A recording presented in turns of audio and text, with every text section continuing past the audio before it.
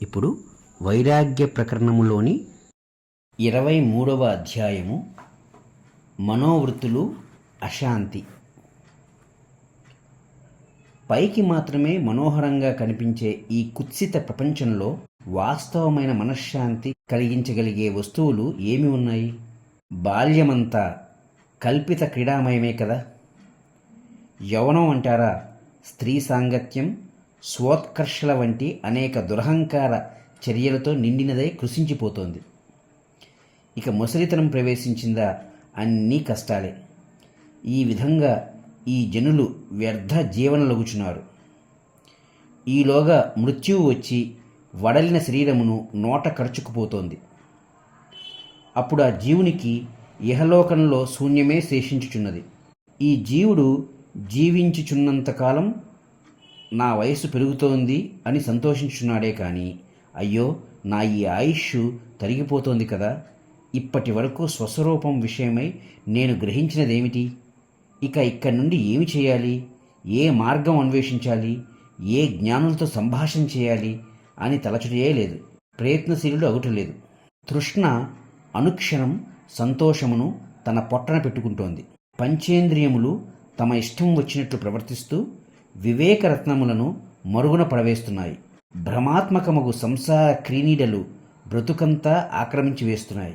తృష్ణయందు యథేచ్ఛగా సంచరిస్తున్న ఈ మనస్సు ఈ జీవుని ప్రయోజనరహితంగా పరిభ్రమింపజేస్తున్నది. కాలమంతా వ్యర్థమైపోతోంది. ఉత్తమమైన ఫలితమేదీ లభించుటయే లేదు. ఆపదలకు శోకించనట్టి, సంపదలకు మత్తిల్లనట్టి, యువతలను చూచి చలించనట్టి చిత్తము పొందగలిగిన వాడే ఈ జగత్తులో ఉత్తముడని నా అభిప్రాయం. హే మునిశ్రేష్ఠ, యుద్ధ రంగంలో గజ తురగములతో కూడిన గొప్ప శత్రు సైన్య సముదాయాన్ని ఎదుర్కొనేవాడు నా ఉద్దేశంలో గొప్ప శూరుడు కాదు.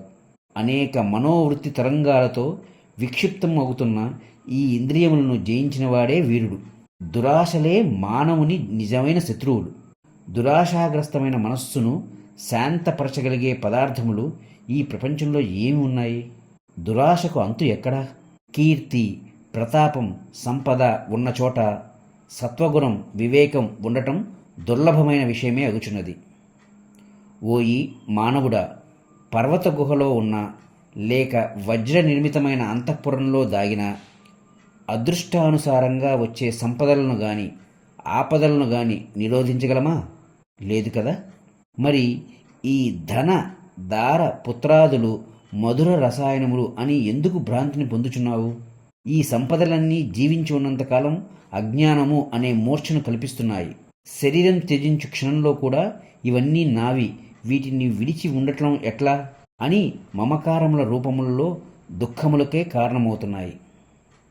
మరి అవి ఉత్తమ విషయాలు ఎట్లా అవుతాయి? వాటిపై అంతటి నమ్మిక ఎక్కడి నుండి వచ్చి పడుతోంది? మృత్యువు శరీరమును ఆక్రమిస్తున్నప్పుడు ఈ భార్య, పుత్ర, బంధు, మిత్ర, పరివారాదులు ఎందుకు పనికి వస్తాయి? ఈ జీవుడు అవసాన కాలంలో విషాదకరములైన అవస్థలు పొందటమే జరుగుతోంది. విషణ్ణుడై తాను వనర్చియున్న పాపపు పనులను నెమరు వేసుకుంటున్నాడు. తాను మమకారం పెంచుకున్న వాటినన్నిటినీ మననం చేస్తూ అంతరంగంలో దహించి వేయబడుచున్నాడు. ధర్మమునకు అనుకూలం కానట్టి అర్ధకామములకై జీవితమంతా వెచ్చించిన వారి మనస్సు అవసాన కాలంలో నెమలి పింఛపు తుది భాగంలాగా చంచలమే అవుతుందని విజ్ఞులకు పెద్దలు చెప్పుచున్నారు.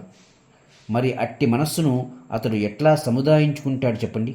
దుష్కర్మల ఫలితాలు ఇట్లా ఉండగా సత్కర్మ ఫలములు కూడా పడి లేచే నది తిరంగాల వలె క్షణభంగురములే కదా.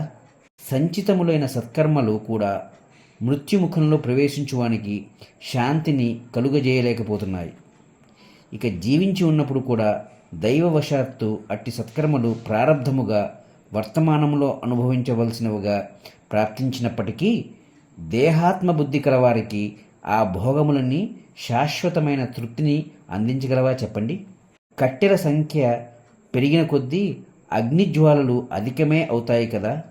ఆహా, ఈరోజు ఇది చేస్తాను, ఆ రోజు అది చేయాలి, ఇట్లు అవిశ్రాంతంగా చింతన చేయు మనుజుల ఆయా కర్మ ప్రయాసలన్నీ చివరికి ఏ రూపంగా చూచినా దుఃఖ పరంపరలుగానే పరిణమిస్తున్నాయి.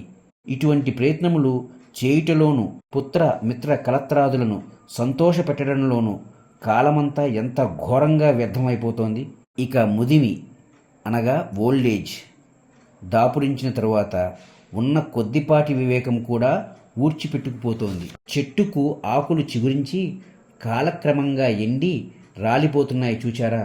ఈ ప్రపంచంలో కూడా వివేకహీనులకు వారు జన్మిస్తున్నారు, మరల శీఘ్రంగా నశించుతున్నారు. ఇతఃతో దూరతరం విహృత్య ప్రవిశ్య గేహం దివస అవసానే వివేకి లోకాశ్రయ సాధుకర్మ రికే అహ్నిరాత్రౌ కా ఉపైతి నిద్రాం. నాకు ఒక విషయం చూస్తుంటే చాలా విచిత్రం అనిపిస్తోంది. ఈ జనులంతా ఏవేవో కార్యక్రమములను రచించుకుని అందు నిమగ్నులై పగలంతా అటూ ఇటూ తిరుగుచున్నారు. వివేకులను ఆశ్రయించకుండానే, సత్కర్మలను నిర్వర్తించకుండానే సాయంకాలానికి ఇల్లు చేరుకుంటున్నారు. రోజంతా ఏ వివేకము పొందకుండానే గడిచిపోతోంది కదా. ఇక వారికి రాత్రిపూట నిద్ర ఎట్లా పడుతోంది? ఒకరోజు వృధా అయినందుకు చింతించనేం? ఒకానొకడు అతి ప్రయాసతో శత్రువులందరినీ జయించి వేస్తున్నాడు. పుష్కలంగా ధనాదులను సంపాదిస్తున్నాడు. సుఖకరములనుకున్న పదార్థ జాలమంతా చేకూర్చుకుంటున్నాడు. సరిగ్గా అట్టి సమయంలో ఎక్కడి నుండో వార్ధక్య మృత్యుదేవతలు వచ్చి ఎదురుగా నిలబడి, నాయనా అయిందా, ఇక బయలుదేరుదామా అని పలకరిస్తున్నాయి. ఇక ఈ ఇంద్రియముల విషయానికి వస్తే ఇవన్నీ కొంతకాలం జీవుణ్ణి అలరిస్తున్నట్లే కనిపించుచు ఇంతలోనే శిథిలత్వం పొందుతున్నాయి. అతి స్వల్పకాలంలో నిర్వీర్యమైపోతున్నాయి. తుచ్చ రూపంగానే వృద్ధి చెందుతూ ఈ జీవుణ్ణి విషయ లంపటములోనికి త్రోసివేస్తున్నాయి. ఆహా, చిత్రం గమనించారా? వీటికి చిక్కిన ఈ జనులు ప్రక్కనే ఉన్న మృత్యువును కూడా ఏమాత్రం గమనించడం లేదు. కర్మపాశముచే బంధింపబడిన వారై యజ్ఞమునకు తేయబడిన మేకల వలె అనేక జన్మ పరంపరలకు ఆహుతి అయిపోతున్నారు. అయితే ఉత్తములకు తత్వజ్ఞానుల విషయం మాత్రం ఆ విధంగా లేదు. వారు ఈ కర్మపాశ బంధములన్నీ విడనాడి ఆత్మయందే తమ ధ్యేయము కలిగి ఉంటున్నారు. కనుక వారి ఉత్తరోత్తర జన్మలు ప్రశాంతము, ఆనందము, జన్మ కర్మ బంధరహితము అయినట్టి ఆత్మానుభవం వైపే సంధింపబడి ఉంటున్నాయి.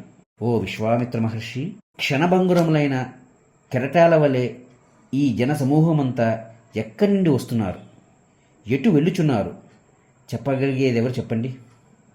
అనేకులు ఈ విషయమై యోచించకుండా ఎదురుగా ఉన్నట్టి క్షణికములైనట్టి స్త్రీ ధన జనాది వ్యవహారములందే దృష్టి పెట్టి ప్రాప్తించబో దుస్థితులను గుర్తించుటకు ప్రయత్నించడం లేదు. వివేకము సంపాదించనందుకు పర్యవసానం దుఃఖమోహములే కదా. ఓ మానవుడా, ఈ స్త్రీ లోలుత్వము కాలకూట విషవృక్షమునకు వేలాడే పక్వమైన పండు వంటిదేనని నీవు ఎందుకు గుర్తించడం లేదు? తుచ్చమైన పైపై సౌందర్యములు స్త్రీ పురుషులను ఆకర్షించి వివశలను చేస్తున్నాయే. ఏది నిత్యమో ఏది సత్యమో దానిని కనబడకుండా చేస్తున్నాయే. ఇంత అయితే ఈ శరీరములన్నీ రక్తమాంస నిర్మితములే కదా. ఇప్పుడు ఉత్సవ జనసమాగమం అనేటువంటి ఒక ఉదాహరణతో చెప్తాను వినండి. ఈ మూల నుండి కొంతమంది, ఆ మూల నుండి మరికొంతమంది ఏదో రుణానుబంధం చేత కాబోలు వచ్చి ఒక చోటికి చేరుతున్నారు. ఇదే బంధు మిత్ర పుత్ర కలత్రాదుల సమాగమం అంతా. ఉత్సవ సమయంలోని జనుల సమాగమము వంటిదే ఇది. ఓయి జీవుడా, ఇది చూచి నీవు ఎందుకు భ్రమిస్తున్నావు? ఎక్కడి నుండో జలప్రవాహములకు కొట్టుకు వచ్చిన కట్టెలవలే వచ్చి చేరిన వీరందరూ అదృష్టానుసారం ఒకరి కొరకై మరొకరు కొన్ని కార్యములను నెరవేర్చడం జరుగుతోంది. కానీ ఇందులో ఎవరి లక్ష్యం ఆర్తి కార్యక్రమం వారిదే కానీ ఒకరితో మరొకరు సంబంధించిన వారే కాదు. మనం మరొక జన్మలో కూడా ఇలాగే ఉందాం, స్వర్గ మర్త్య లోకాల్లో మరల కలుసుకుందాం అని జనులు అనుకునేదంతా కూడా భ్రమలాగానే ప్రాప్తిస్తోంది. ఎవరికి ఎప్పుడు ఎటు ఏ విధమైన ప్రయాణం ప్రాప్తించనున్నదో ఎవరేం చెప్పగలరు? కానీ ఈ బహుదూరపు బాటసారులంతా ఒకరికి మరొకరు సర్వస్వమైనట్లు కబుర్లు మాత్రం చెప్పుకుంటున్నారు, అహంకరించుకుంటున్నారు, వాదులు ఆడుకుంటున్నారు, కీచులు ఆడుకుంటున్నారు. వివిధ కాలయాపనల రూపమున ఉన్నట్టి ఈ కార్యక్రమముల వ్యవహారమంతా ఎందుకు జీవుణ్ణి భ్రమింపజేస్తోంది? ఆలోచన, విమర్శ, పరిశీలన మొదలైన యుక్తులు కలిగి ఉండి కూడా అతడు ఇదంతా ఎందుకు గమనించుటలేదు? మహర్దశ దుర్దశ, స్నేహము ద్వేషము, స్థిరత అస్థిరత మొదలైన వాటితో కూడుకుని కనబడుచున్న ఈ సంసారమంతా నాకు మాత్రం ఆరిపోవుటకు సిద్ధంగా ఉన్న దీపం వల్లేనే అనిపిస్తోంది. వినాశనము తప్పించి ఇందులో నాకు సారమైనదేదీ కనిపించడం లేదు. ఒకానొక చక్రము వలె ప్రవృత్తమగుచున్న ఈ సంసారమంతా వాస్తవానికి వర్షాకాలపు జలబిందువులాగా క్షణభంగురమే కదా. అయినప్పటికీ అజ్ఞాని యొక్క మనస్సుకు మాత్రం ఇదంతా వాస్తవమే అయినట్లు తోచుచున్నది. ఆహా, ఈ వర్తమాన స్థితిగతులు ఎంతగానో నిజమై నాకు ప్రాప్తిస్తున్నాయి కదా అనే అతడు అనుకుంటున్నాడు. ఈ శరీరం, ఈ యవ్వనం, ఈ సుగుణ దుర్గుణములు, ఈ గౌరవ అగౌరవములు, ఈ పటాటోపములు ఇవన్నీ కూడా ముదిమి అనగా ఓల్డేజ్ అనుదాని ప్రభావం చేత వినష్టమైపోతున్నాయి కదా. ఇక ఈ చిత్తమును సంతోషింపజేయటం అసంభవమేనని నాకు అనిపిస్తోంది. మహర్షి, అటు ఆ మహావృక్షమును చూడండి. అది అదృష్టవశం చేత జన్మించింది. బాటసారులకు నీడను ప్రసాదిస్తోంది. పుష్ప ఫలాదులచే లోకానికి ఎంతో ఉపకారం చేస్తోంది. అనేక పక్షులకు ఆశ్రయమవుతోంది. కానీ ఏం లాభం చెప్పండి? తాను ఎంతో సుఖింపజేసే ఈ జనులే ఒక గొడ్డలితో క్రూరంగా నరికివేస్తున్నారు.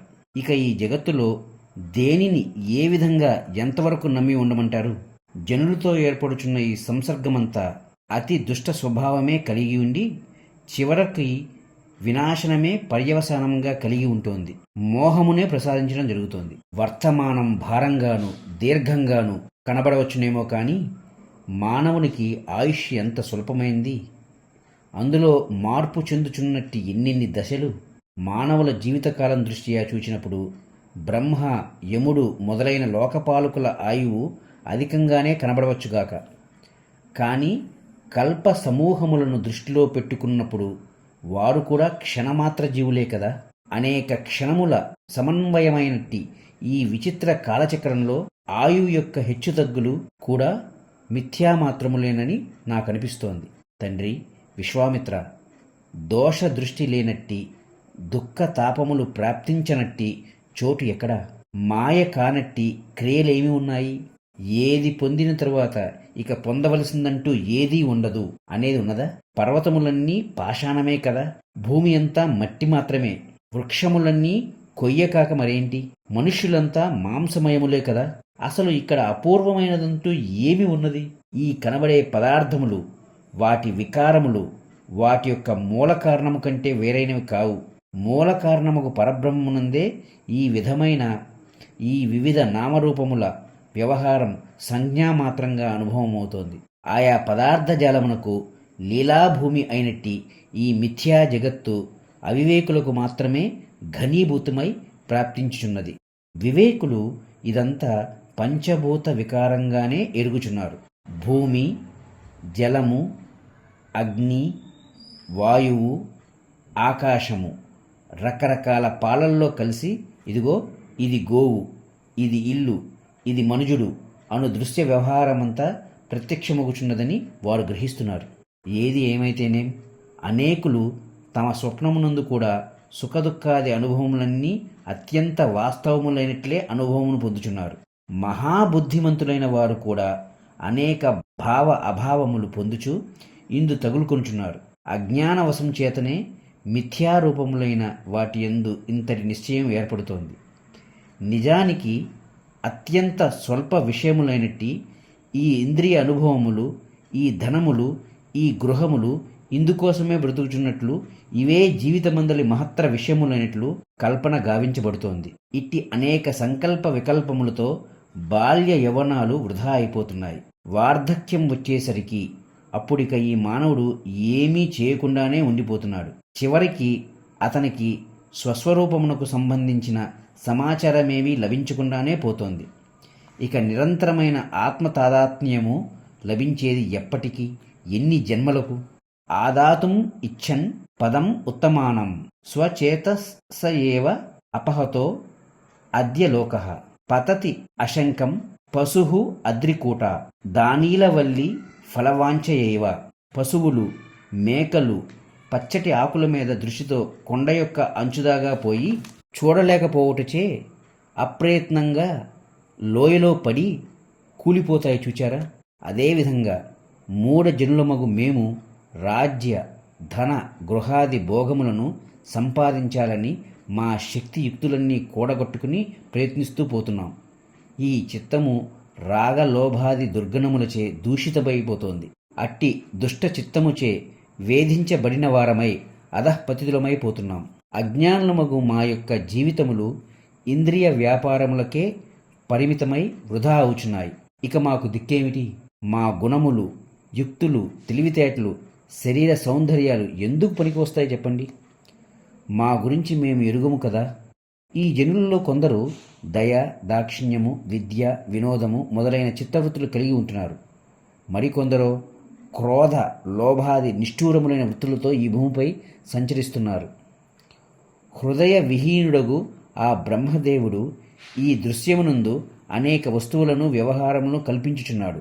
అవన్నీ పైకి రమణీయంగా ఉండవచ్చు, కానీ వాటి పరిణామం మాత్రం భయమును, ఉద్వేగమును, దుఃఖమును, అశాంతిని ప్రసాదించేదిగానే ఉంటుంది. అట్టి అనేక నూతన కార్యక్రమములన్నీ దోషయుక్తములైనప్పటికీ అవివేకులమగు మేము అనుక్షణం మోహం చెందుచున్నాం. వివేకులకు జ్ఞానులు మా అగజాట్లను చూచి నవ్వుకుంటున్నారు. అనేక మంది జనులు నిరంతరం అనేక కుటిల యత్నములను ఆశ్రయిస్తూ విషయములందే ఆసక్తులై ఉంటున్నారు. మా యందు ప్రజ్ఞ కొరవడి ఉండుటచే కాబోలు మేము వివేకులకు జ్ఞానులను గుర్తించలేకపోతున్నాం. ఇక జీవితం ఎట్లా గడపాలో నాకు అర్థమవట్లేదు.